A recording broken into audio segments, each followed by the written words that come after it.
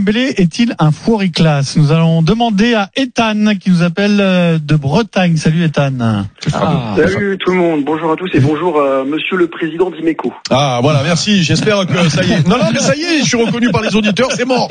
Et après j'avais précisé si c'était par intérim ou pas.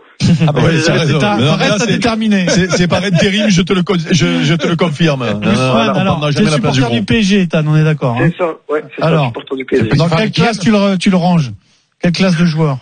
Non, pour moi, Ousmane Dembélé, c'est un joueur hors norme. Faut pas oublier que, alors, le problème, c'est que oui, d'accord, il marque qu'un but. Ça, ok, on est d'accord. Mais je trouve que il est compensé par le fait qu'il y en a d'autres qui marquent. Tu vois, ce serait vraiment un problème si non seulement lui il marquait pas, mais que les autres avaient aussi des problèmes dans le but. Là, t'as Kylian Mbappé qui marque beaucoup de buts, t'as Gonzalo Ramos, t'as Vitinha, t'en as beaucoup qui marquent des buts à Paris, donc ça compense un peu.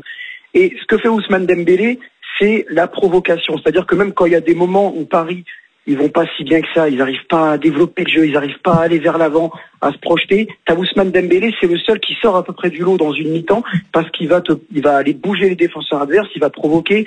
Moi, j'adore sa combinaison, sa complémentarité avec Achraf Hakimi. Je trouve même qu'il y a Warren Zaïre-Emery, je commence à observer ça, Zaïre-Emery qui commence un petit peu à s'intégrer au duo là. Je sais pas trop vraiment si je suis le seul à observer ça, mais Zaïre-Emery, pour moi, s'intègre pas mal à ce duo Hakimi-Dembélé. Et c'est pour ça, et même je trouve qu'il a augmenté sur le plan, il a évolué sur le plan psychologique, il est beaucoup plus mature qu'avant, il progresse ce joueur-là et il amène cette percussion que Paris a besoin d'avoir dans des moments où ils en ont pas, alors que côté gauche, tu vois, par exemple, que Hernandez Mbappé, c'est un petit peu plus ronflant, je pense qu'avec Nuno Mendes, ça va être un peu mieux, et côté droit, t'as cette percussion, t'as ce danger apporté par Hakimi Dembélé. Je rajoute juste à ton analyse que si vous vous souvenez des matchs du mois d'août sans ni Mbappé ni Dembélé, c'était d'une tristesse.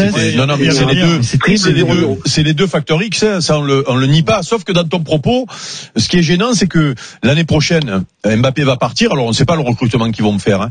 Mais là, à ce moment-là, il va falloir à un moment donné qu'il compense, puisque tu dis, il y a un mec qui met des buts.